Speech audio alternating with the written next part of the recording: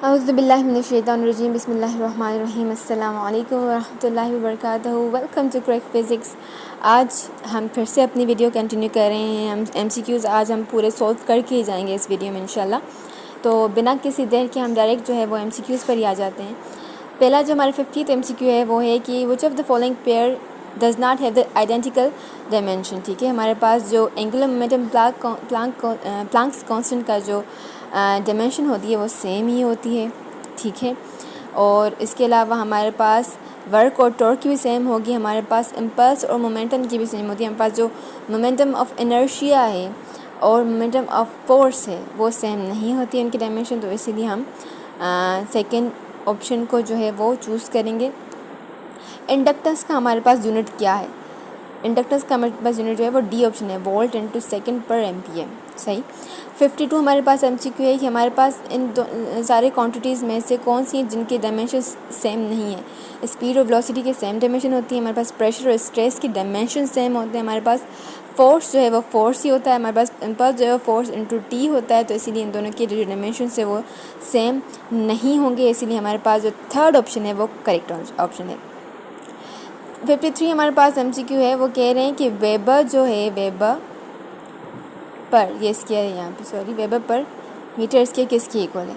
ठीक है, तो देख लेते हैं वेबर हमारे पास किसके इक्वल होता है। यहाँ पास tesla magnetic field into metre square के इक्वल होता है, तो मीटर स्क्वायर कैसे लोगे, यहाँ पास ये टेस्ला के इक्वल आएगा। 54 हमारे पास यूनिट है कि unit of focal power of lens किसके इक्वल है। ये हमारे पास यूजुअली मैकेनिक्स में काम आता है, ये हमारे पास इलेक्ट्रॉनिक्स में काम आता है। जो थर्ड है हमारे पास ऑप्शन वो हमारे पास लेंस की पावर में काम आता है, तो डायोप्टर हमारे पास करेक्ट ऑप्शन है। डायमेंशन ऑफ प्लांक्स कॉस is equal to angular momentum. हमेशा ये जो हैं दोनों इनके डायमेंशन सेम है, एंगुलर मोमेंटम और प्लांक्स कांस्टेंट के। Identify the pair whose dimensions are equal to तो हमारे पास एनर्जी और स्ट्रेस, टॉर्क और वर्क का हमारे पास सेम होता है, क्योंकि ये F क्रॉस R होता है, ये F इंटू डॉट डी होता है, तो सेम ही हमारे पास डायमेंशन होंगे। Unit of Planck's constant H is same as that of course angular momentum. पता नहीं कितनी बार ये चीज़ पूछी है। कौन सी यूनिट हमारे पास डायमेंशन है, हमने इनके डायमेंशंस में निकाले हैं, इनके डायमेंशंस बताएं। इनके डायमेंशन हमारे पास स्टेरेडियन डायमेंशन जो है, जो सप्लीमेंट्री यूनिट्स होते हैं उनके डायमेंशंस नहीं होते, वो डायमेंशन लेस होते हैं, वो 1 होते हैं। ठीक है, the dimensions of the quantities is one of which pair same. हमारे पास कौन से जो डायमेंशन है वो सेम होते हैं। टॉर्क और वर्क पता नहीं कितनी बार उन्होंने पूछा है, सेम होते हैं हमारे पास इनके dimensions. Which of the following is the smallest unit. Millimetre हमारे पास 10⁻³ होता है, आंगस्ट्रॉम हमारे पास 10⁻⁻10 होता है, फर्मी हमारे पास 10⁻⁻15 होता है, तो सबसे मीटर हमारे पास 1 ही होता है, तो हमारे पास सबसे कम जो है वो फर्मी है। If the unit of length mass and time each be double, the unit of work done is increased by. हमारे पास जो वर्क है वो किसके इक्वल है, F क्रॉस। इस आइसक्रीम वाले में इतना ख्वार किया हुआ है कसम से,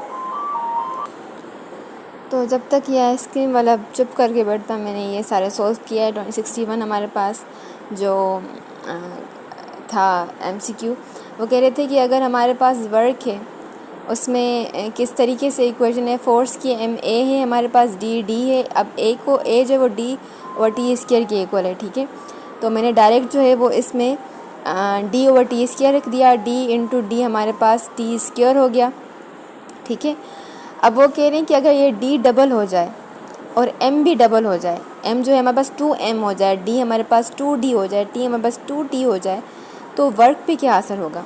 तो मैंने 2M की जगह 2M लिख लिया, D की जगह 2D लिख लिया, तो अब 2 जो है वो भी स्क्वायर हो जाएगा, T की जगह हमने 2T लिख लिया। ठीक है, तो अब इन दोनों का जो 2 है वो तो कैंसिल हो जाएगा, लेकिन M का जो 2 है वो किसी के साथ कैंसिल नहीं होगा, वो वहीं रहेगा। फिर हमने क्या किया, हमने इस इक्वेशन को इससे डिवाइड कर दिया। ठीक है, W डैश को W से डिवाइड कर दिया, तो हमारे पास सारी चीज़ें डिवाइड कैंसिल हो गई, 2 बच गया। तो इसका मतलब है कि हमारे पास अगर ये सब डबल हो जाएगा तो हमारे पास जो वर्क है वो भी 2 टाइम्स डबल हो जाएगा। ठीक है, तो इसका करेक्ट आंसर जो है वो 2 है। ठीक, अब 62 हमारे पर आते हैं। वहाँ पे लिखा हुआ है कि length and breadth thickness of a block is given by this the volume of the block according to the idea of significant figures. कह रहे हैं कि वॉल्यूम फाइंड करें, हमारे हमने तीनों चीज़ें दी हुई हैं, तीनों को मल्टीप्लाई करें, सिग्निफिकेंट फिगर्स तक जो लिख लें। इसकी सिग्निफिकेंट फिगर्स जो हैं वो 2 हैं, इसके 1 हैं, इसके 3 हैं। आप तीनों को मल्टीप्लाई कर दें, जो लीस्ट सिग्निफिकेंट फिगर होगा 6, यहाँ पे 1 सिग्निफिकेंट फिगर है तो 1 तक की रखें और आप राउंड ऑफ भी ठीक कर लें, ठीक है। तो यहाँ पे आपका ऑप्शन जो है वो सेकंड वाला आना चाहिए। The percentage error of measurement of mass and speed are 3% and 4% respectively. The maximum error in the measurement of kinetic energy is. तो हमारे पास ई काइनेटिक एनर्जी है वो इक्वल होती है 1/2 mv² के। तो हमारे पास जो m है उसका जो एरर है वो 3% है, जो वेलोसिटी है उसका एरर 4% है। लेकिन इस इक्वेशन में वेलोसिटी जो है वो 2 के पावर के साथ आ रही है, तो टोटल हमारे पास जो एरर होगा वो क्या होगा, m का की जो हमारे पास एरर है प्लस ये जो v है वो स्केयर के साथ है, इसलिए वो 2 के साथ मल्टीप्लाई होगा पहले उसका अपना एरर। मल्टीप्लाई होने के बाद ये 8 हो जाएगा, 8 2 × 4 8 प्लस 3 हमारे पास 11% हो जाएगा। तो इन जो हमारे पास एनर्जी में एरर होगा वो 11% होगा। तो इसका करेक्ट आंसर हमारे पास 1 है। When comparing systematic and random error, the following pair of properties of error is an experimental instrument may be constructed. Error can possibly be eliminated. P2 error cannot possibly be eliminated. And अच्छा वो कह रहे हैं कि हमारे पास जो ये है कुछ प्रॉपर्टीज़ गिवन है, ठीक है, एरर के मुताबिक, ठीक है, कुछ प्रॉपर्टीज़ गिवन है। तो वो कह रहे हैं कि जो रैंडम एरर है, ठीक है, जो रैंडम एरर है उसकी कौन कौन सी प्रॉपर्टीज़ है इन 6 प्रॉपर्टीज़ में से, ठीक है।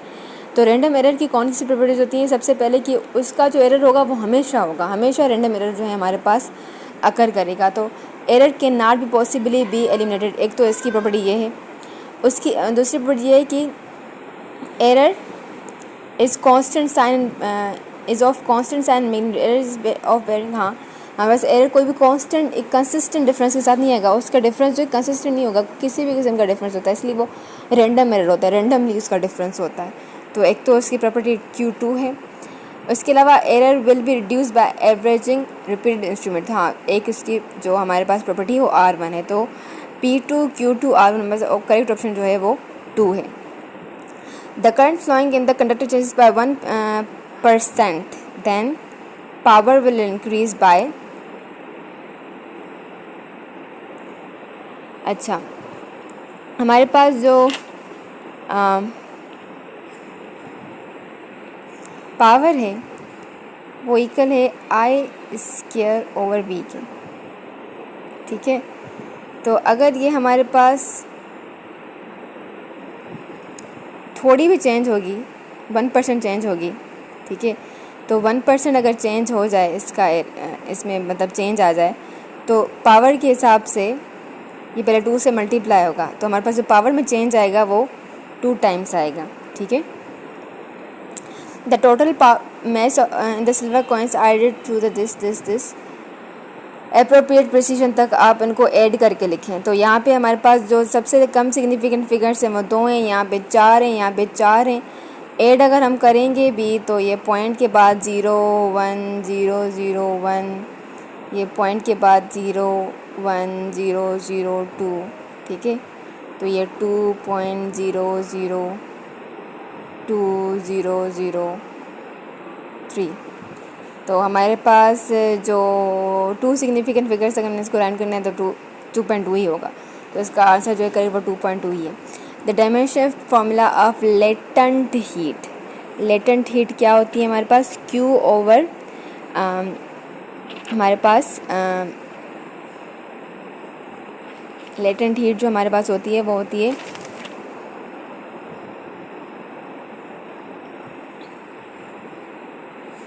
Q/E होती है शायद। आई एम सॉरी, मेरे जहन से निकल गया था लेटेंट हीट का फॉर्मूला, और फॉर्मूला तो फिर याद नहीं होता। लेटेंट हीट का फॉर्मूला बस होता है हमारे पास ये जो है वो हीट होती है, हीट कितनी चेंज हुई है। तो हीट का जो ऑफ कोर्स एनर्जी का है हमारे पास, तो एनर्जी हमारे पास mL² होता है, ठीक है, -2 और ये हमारे पास m इसका होता है डायमेंशन, तो ये टी से कैंसिल हो जाएगा। हमारे पास जो सेकंड ऑप्शन है वो करेक्ट ऑप्शन है, ठीक है। m हमारे पास यहाँ पे कैंसिल हो जाएगा, ठीक। 81 हमारे पास 68 हमारे पास है कि ग्रेविटी गैस कांस्टेंट का हमारे पास क्या जो है वो यूनिट है। तो हमारे पास PV is equal to nRT। R हमारे पास गैस कांस्टेंट है PVNRNT, ठीक। तो हमारे पास ये तो पर मोल है, ये हमारे पास केल्विन है, और अर्ग जो है वो ऐसा यूनिट सिस्टम नहीं है। तो वोट भी हमारे पास देख लेते हैं। ये प्रेशर है, ये वॉल्यूम है हमारे पास, फोर्स पर एरिया इनटू वॉल्यूम, यहाँ से कैंसिल हो गया। ये हमारे पास एनर्जी है। तो गैस कांस्टेंट का यूनिट है हमारे पास वो जाउल पर केल्विन इनटू पर मोल है, ठीक है। The dimension formula of angular momentum वो हमारे पास क्या है। एंगुलर मोमेंटम का जो हमारे पास डायमेंशनल फार्मूला है वो, if you would allow me,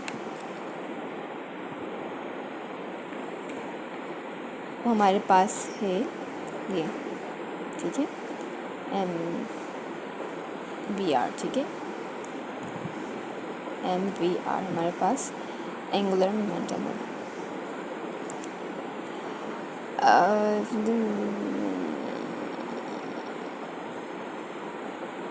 अच्छा, कह रहे हैं कि विस्कोसिटी और हमारे पास जो सरफेस टेंशन है उसमें किसकी जो पावर है वो सेम है, ठीक है। सरफेस टेंशन का हमारे पास जो फॉर्मूला है वो गालिबन L कुछ इस तरीके से है, ठीक। और हमारे पास जो विस्कोसिटी है उसमें हमारे पास जो मैस है ना, अब L और T का मुझे याद नहीं, लेकिन हमारे पास मैस जो है उनकी पावर दोनों में 1 है, ठीक है। तो ये हमारे पास करेक्ट ऑप्शन है। अब वो कह रहे हैं कि यहाँ पे A, B और C का ये किसी पार्टिकल की वेलोसिटी हमारे पास गिवन है, ठीक है। वो कह रहे हैं कि A, B, C की डायमेंशन हमारे बताएं। तो डायमेंशन किस तरफ फाइंड करते हैं, हमारे पास ये जो है सेम डायमेंशन वाली चीज़ें ही ऐड होंगी, मतलब इनका डायमेंशन और इनका डायमेंशन सेम होगा, मतलब इसका डायमेंशन और इस पूरी चीज़ का डायमेंशन सेम ही होगा। ये हमारे पास L/T-1 है, तो ये भी पूरी चीज़ हमारे पास L/T-1 होगी, और ये पूरी चीज़ भी इसी तरीके से ही होगी, ठीक है। और इन दोनों का ये दोनों भी ऐड हो रहे हैं तो इन दोनों की डायमेंशन भी सेम होंगी। इसका मतलब है कि अगर T हमारे पास C से ऐड हो रहा है तो C की भी डायमेंशन वही होगी जो हमारे पास T की है, यानी T, और T हमारे पास सिर्फ थर्ड ऑप्शन में ही है, ठीक है। तो थर्ड ऑप्शन ही हमारे पास करेक्ट आंसर है। और ये हमने ये पढ़ी हुई थी काइनेटिक एनर्जी की, तो इसके 11% ये सेम ही है, ये जो ऊपर वाला है। तो यही हमारे पास MCQ से हमारे पास फर्स्ट चैप्टर के साथ ही कंप्लीट हुआ। आई होप आपको ये चीज़ें समझ आई हों। नेक्स्ट वीडियो में हम नेक्स्ट चैप्टर के साथ मिलेंगे, तब तक अल्लाह हाफ़िज़।